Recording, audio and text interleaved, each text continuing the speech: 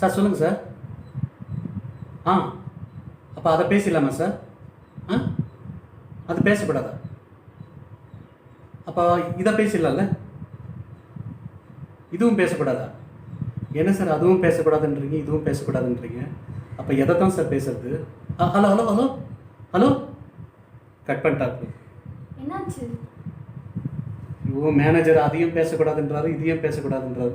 எதை தான் நான் பேசுறது? இங்கே எதையும் பேச முடியாதா? பேசக்கூடாதா? நாங்கள் பேசுவோம். அனைவருக்கும் வணக்கம். இது உங்கள் தமிழ் மேக்ஸ். நான் செந்தில்குமார். இன்றைக்கி நம்ம தமிழ் மேக்ஸ் சேனலில் என்ன நம்ம பார்க்க போகிறோம்னா, பேசக்கூடாது. அது என்ன பேசக்கூடாது அப்படின்னு நீங்கள் கேட்டிங்கன்னா, தமிழ்நாட்டில் மட்டும் இல்லை, இந்தியாவிலேயே ஒரு சில விஷயம் நம்ம பேசக்கூடாது. அது என்னென்ன விஷயம்னா, ஜாதியை பற்றி பேசக்கூடாது, மதத்தை பற்றி பேசக்கூடாது, கடவுளை பற்றி பேசக்கூடாது, பிரதமரை பற்றி பேசக்கூடாது, முதல்வரை பற்றி பேசக்கூடாது, எதையும் பேசக்கூடாதுன்னு சொல்லிக்கிட்டே இருக்காங்க. ஸோ நம்மளுடைய கருத்துக்களை எப்படி தான் நம்ம வைக்க முடியும் அப்படின்னு நீங்கள் பார்த்தீங்கன்னா, அதுக்குண்டான நிகழ்ச்சி தான் இது. அவங்க எதை பேசக்கூடாதுன்னு சொல்கிறாங்களோ, சட்ட ரீதியாக எது பேசணுமோ அதை நம்ம பேசுவோம். கண்டிப்பாக பேசுவோம். இந்த நிகழ்ச்சியை தொடர்ந்து பாருங்கள்.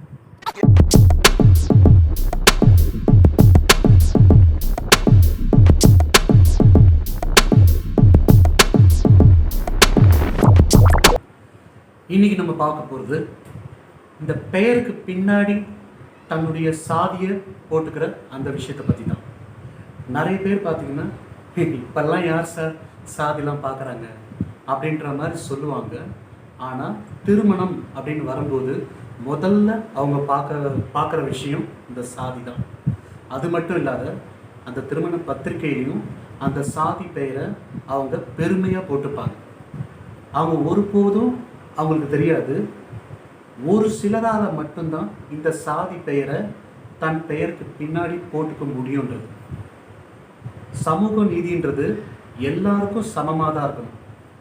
ஒரு சிலர் மட்டும் எனக்கு இது கிடைக்குது, அது கிடைச்சா எனக்கு போதும் அப்படின்னு நினச்சிட்டு இருந்தாங்கன்னா அது தவறு.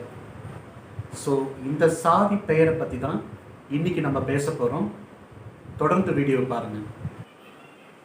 ஒரு சின்ன கதை. ஒரு முறை ஒரு சமூகத்தினர் அவர்களுடைய தொடங்கப்பட்ட ஒரு ஹோட்டலுக்கு பிராமணர் ஹோட்டல், அதாவது பிராமணர் உணவகம் அப்படின்னு பேர் வச்சாங்க. அங்கங்கே அதை வச்சுட்டு அவங்க நடத்திட்டு வந்தாங்க. இந்த விஷயம் தந்தை பெரியாருக்கு தெரிய வருது. உடனே தந்தை பெரியார் ஒரு போராட்டம் ஒன்று அறிவிக்கிறார். அது என்ன போராட்டம்னா, எங்கெங்கே பிராமணர் உணவகம் அப்படின்னு இருக்குதோ அந்த இடத்துலலாம் நான் போய் பிராமணர் அப்படின்றத மட்டும் நான் தார் ஊற்றி அழிப்பேன் அப்படின்ற போராட்டத்தை அறிவிக்கிறாரு. உடனே பதறி போனாங்க அந்த சமூகத்தினர். உடனே எல்லாரும் சேர்ந்து பெரியார்கிட்டே போய் இதை முடிவு கேட்போம் அப்படின்ற மாதிரி போகிறாங்க.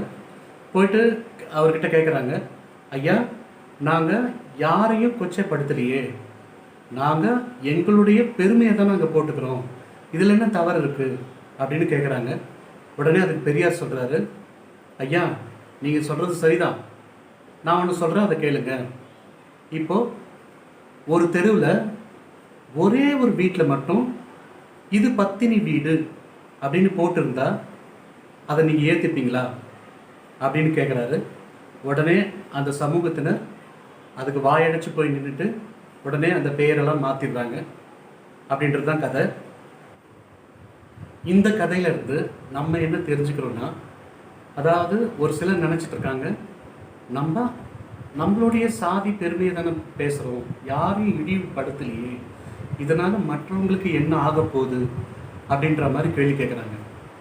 அதாவது அவங்க ஒன்று தெரிஞ்சுக்கணும், நீங்கள் ஒரு விஷயம் நீங்கள் உயர்ந்தது அப்படின்னு நீங்கள் சொல்கிற இடத்துலையே இன்னொரு விஷயம் நீங்கள் சொல்லாமல் தாழ்ந்ததுன்னு சொல்ல வரீங்க. இது இருக்கலாமா? இதை நீங்கள் மக்கள் தான் யோசிக்கணும். அது மட்டும் இல்லாத, சில மதம் விட்டு மதம் மாறும்போது இந்த பெயர் மாற்றம் வருது.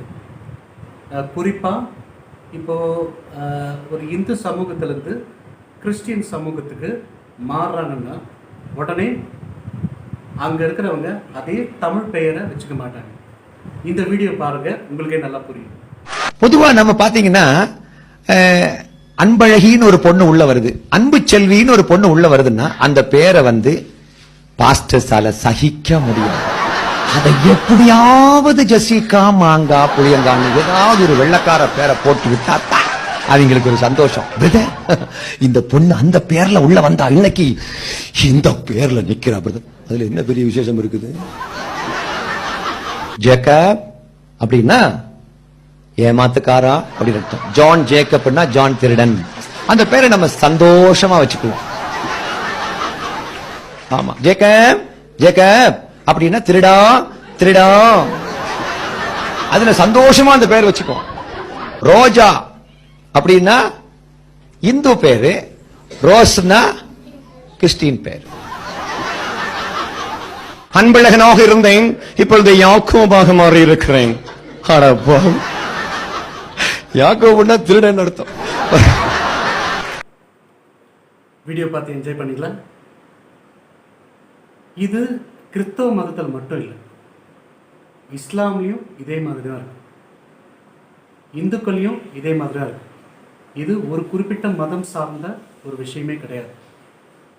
ஸோ நாம் என்ன தெரிஞ்சுக்க வேண்டியது என்னென்னா, இனிமேலாவது பெயருக்கு பின்னாடி சாதி போடாமல் இருக்கிறது நம்மளுடைய தமிழர் பண்பாடு. அதை நம்ம முழு மூச்சில் செயல்படுத்துவோம். ஸோ இந்த வீடியோ உங்களுக்கு பிடிச்சிருந்ததுன்னா லைக் பண்ணுங்கள், கமெண்ட் பண்ணுங்கள், ஷேர் பண்ணுங்கள், மறக்காமல் சப்ஸ்கிரைப் பண்ணுங்கள். நன்றி.